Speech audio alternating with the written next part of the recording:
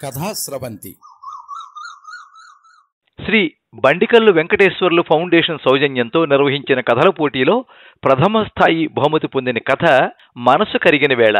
రచన శ్రీ మాచిరాజు కామేశ్వరరావు. 9000080396. వినిపిస్తున్నది పప్పు భోగారావు. శ్రీ మాచిరాజు కామేశ్వరరావు 1955 సంవత్సరం మే 21వ తేదీన కీర్తిశేషులు మాచిరాజు సీతారామయ్య రత్నకుమారి దంపతులకు జన్మించారు. భార్య లక్ష్మీకుమారి. వీరు కెనరా బ్యాంకులో మేనేజర్గా ఉద్యోగం చేసి రిటైర్ అయి ప్రస్తుతం సైనిక్పూర్ సికింద్రాబాద్లో విశ్రాంతి జీవితం గడుపుతున్నారు. చందమామలో 250కి పైగా వీరి కథలు ప్రచురితమయ్యాయి. ఇతర పిల్లల పత్రికలలో 100కు పైగా కథలు, స్వాతి, ప్రభ, పత్రిక, భూమి, విపుల మొదలైన పత్రికలలో 100కు పైగా కథలు, స్వాతిలో 4 నవలలు, చతురులో 2 నవలలు ప్రచురితమయ్యాయి. సహరి అంతర్జాల పత్రికలో అడుగుకో ఆపద పిల్లల నవల సీరియల్గా వచ్చింది.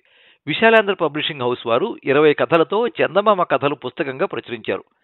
మరో 10 కథలతో పాపిష్టి డబ్బు అనే పుస్తకాన్ని అమరావతి పబ్లికేషన్స్ వారు ప్రచురించారు. విజయవాడ జేపీ పబ్లికేషన్స్ వారు 90 కథలతో చందమామ కథలు 5, చందమామ కథలు 8 అనే 2 పుస్తకాలు ప్రచురించారు. 21 కథలతో దేశసేవ పుస్తకాన్ని ప్రచురించారు. వీరు పొందిన పురస్కారాలు, సత్కారాలు. శ్రీ పొట్టి శ్రీరాములు తెలుగు విశ్వవిద్యాలయం వారు పాపిష్టి డబ్బు పుస్తకానికి 2021 సంవత్సరానికి గాను సాహిత్య పురస్కారంతో సత్కరించారు. Chakrapani Kolasani award, Madabhushi Rangacharya award, Balagokulam award, ఇతర ప్రాంతీయ సంస్థల సత్కారాలు, సన్మానాలు వీరు పొందారు. వీరి పారిపోయిన దొంగ కథను కేంబ్రిడ్జ్ యూనివర్సిటీ వారు, విధి నిర్వహణ కథను మహారాష్ట్ర ప్రభుత్వం వారు అడాప్ట్ చేసుకున్నారు.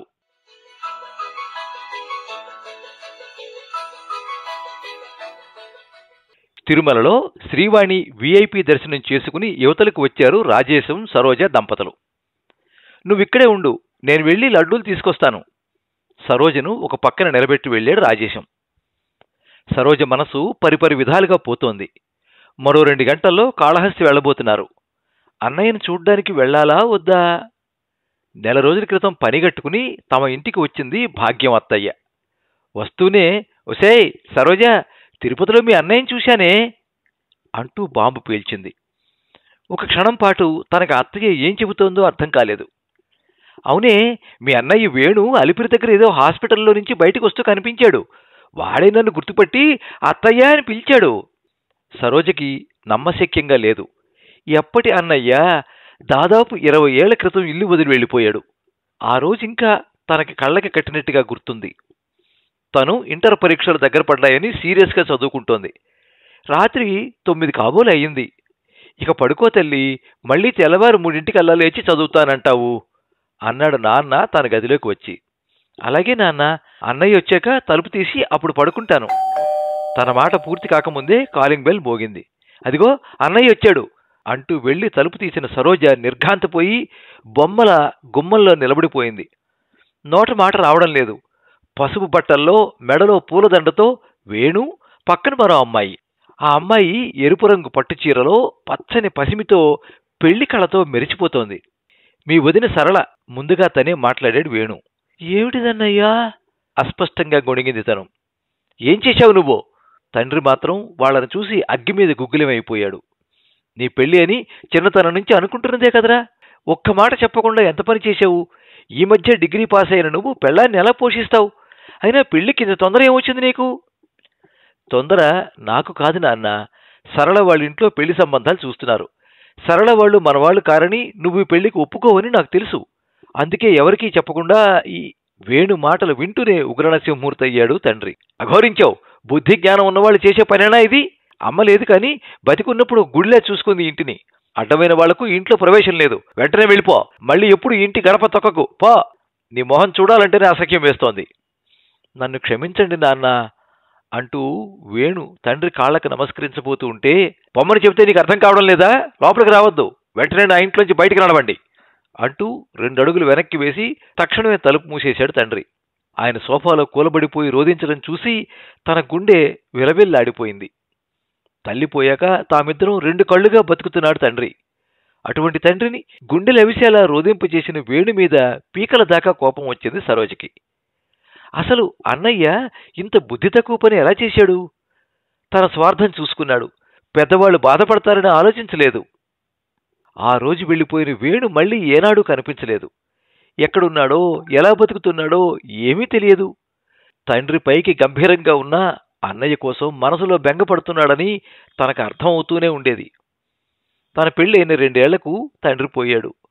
పోయే ముందు ఆయన, మీ అన్నయ్యకి ఎంత పంతమే, మళ్ళీ నాన్న ఎలా ఉన్నాడో అని ఏనాడు చూడ్డానికి రాలేదు. కోపంలో పెద్దవాళ్ళు ఒక మాట అంటారు, అంత మాత్రానికి బంధాలు తెంపేసుకుంటారా అంటూ ఎంతో బాధపడ్డాడు. ఎక్కడున్నాడో తెలియని వేణుకి తండ్రి పోయిన కబురు చేరలేదు. రాజేశం తనే మామగారి కర్మకాండ చేసి ఆయన కంపెనీ తన చేతుల్లోకి తీసుకున్నాడు. కాపురాన్ని విజయవాడ నుంచి హైదరాబాద్కి మార్చాడు. ఇన్నేళ్ల తర్వాత వేణు గురించిన సమాచారం తీసుకుని వచ్చింది భాగ్యమత్తయ్య. ఏమిటి, ఒక ఉలుకు పలుకు లేకుండా అలా చూస్తున్నావు? మీ అన్నయ్య వేణు కనపడ్డాడు. వాడిని మాత్రం నేను అస్సలు పోల్చుకోలేకపోయాను. పూర్తిగా అస్థిపంజరంలా ఉన్నాడు. కోవిడ్ ఉధృతంగా వచ్చిందట. బతుకుతాడని ఎవరూ అనుకోలేదట. ఆ గండం గట్టెక్కినా ఏడాదిగా తరచూ జ్వరం, ఒళ్ళు నొప్పులు, దగ్గు అనేది అసలు వదలడం లేదట. నీ గురించే అడిగాడు. నేను గుర్తున్నారా వాడికి ఇంకా? వ్యంగ్యంగా అంది సరోజ. అదేం మాటే, నీ గురించి, మీ ఆయన గురించి, పిల్లల గురించి ఎన్ని ప్రశ్నలు వేశాడనుకున్నావు? మీ విషయాలు తెలుసుకుని చాలా సంతోషపడ్డాడు. మీ నాన్న పోయిన సంగతి తెలుసట. అయితే ఇప్పుడు మీ అడ్రస్ తెలియదట. తను పోయేలోగా ఒకసారైనా నిన్ను చూడాలని ఉందన్నాడు. డాక్టర్లు తన జీవితం కొద్ది నెలలే అని చెప్పేశారట. 6 నెలలుగా అసలు ఆటో కూడా రోజు నడపలేకపోతున్నాడట. చేతులారా చేసుకున్నాడు, అనుభవిస్తున్నాడు నిర్లిప్తంగా అంది సరోజ. ఏం పాపం చేసేడేవాడు? నచ్చిన అమ్మాయిని పెళ్లి చేసుకున్నాడు. అప్పుడు నేను బాధపడ్డాను, కానీ తర్వాత సర్దుకున్నాను. మా రజనికి మంచి సంబంధం వచ్చింది. పెళ్ళి అనేది ఎవరికి ఎవరితో రాసిపెట్టి ఉంటే వాళ్లతోనే జరుగుతుంది. మీ నాన్నలాగే నువ్వు కూడా మొండి ఘటానివి. 20 ఏళ్లు దాటినా ఇంకా వాడిని శత్రువులాగానే చూస్తున్నావు. వాడు కాళహస్తిలో ఉన్న వాడి ఇంటి అడ్రస్ రాసి ఇచ్చాడు. ఒకసారి వెళ్ళి చూసిరా.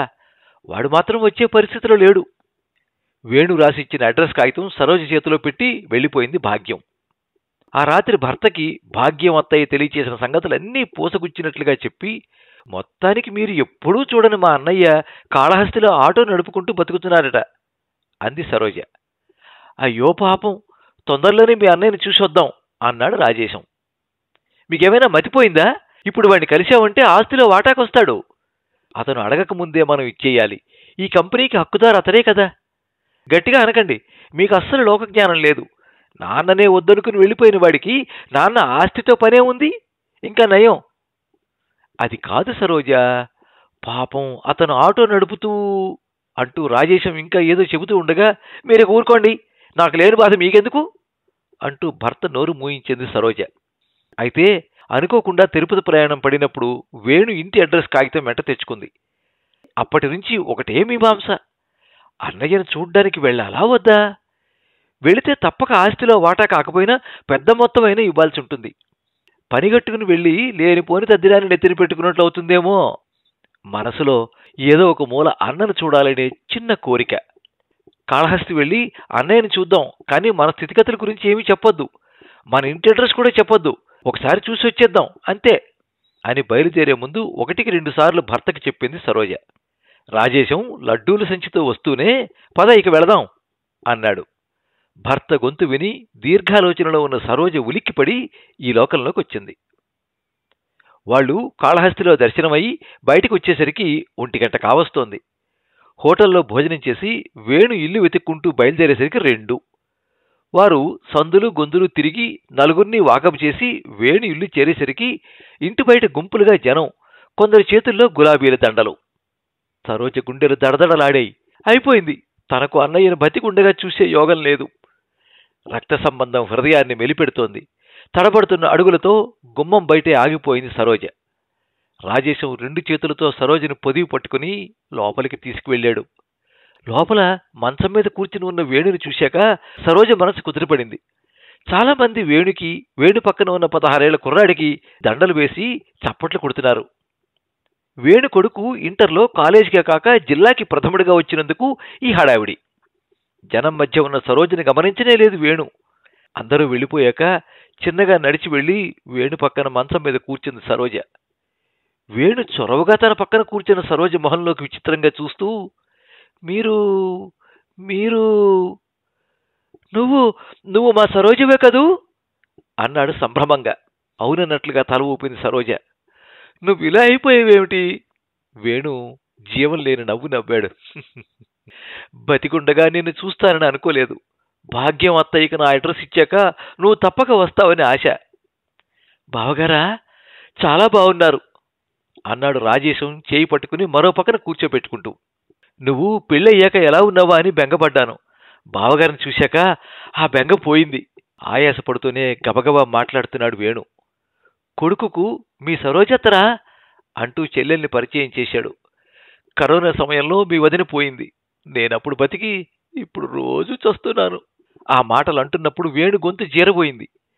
భాగ్యం అత్తయ్య కలిశాక నువ్వు వస్తావని నమ్మకంతో నీకిష్టమైన గులాబీ రంగు చీర కొని ఉంచాను. అయితే ఈ చీర నా చేతులతో నా చెల్లెలికి అందజేస్తాననే ఆశ మాత్రం లేకపోయింది. ఇప్పుడు నాకు ఎంత సంతోషంగా ఉందో చెప్పలేను. పెట్టెలో నుంచి గులాబీ రంగు చీర తెచ్చి సరోజ చేతికిచ్చాడు వేణు. చెళ్ళుమని ఎవరో కొరడాతో వీపు మీద చరిచినట్లయింది సరోజకి. తను అన్నను గురించి ఎంత నీచంగా ఆలోచిస్తూ ఇక్కడికొచ్చింది. అన్నయ్య ఈ పరిస్థితుల్లో కూడా తన మీద మనసులో ఎంత ప్రేమ దాచుకున్నాడు. ఎన్ని రోజులు ఆటో నడిపి ఈ చీర కొన్నాడో. తన మీద తనకే అసహ్యం వేసింది సరోజకు. చేతిలో అన్నయ్య ప్రేమగా అందించిన గులాబీ రంగు చీర ఎదురుగా చిక్కి శల్యమయ్యి కళ్లల్లో ప్రాణాలు పెట్టుకుని ఉన్న అన్నయ్య కళ్లలో కొండంత ప్రేమ. సరోజ మనసు కరిగి కన్నీటి బొట్లు గులాబీ చీరను తడుపుతున్నాయి. భార్య కళ్లలో నీళ్లను చూసిన రాజేశానికి ఇక వేణు కొడుకు భవిష్యత్తుకు బెంగలేదని అర్థమైపోయింది.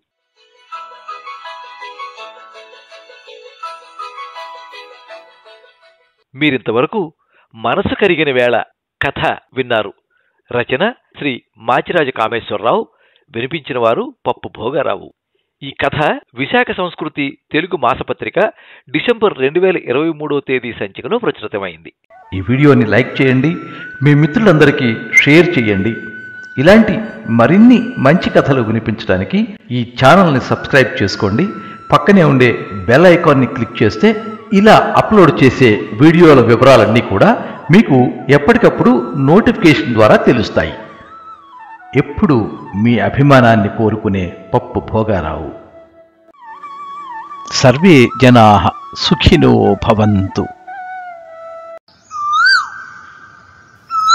కథా స్రవంతి.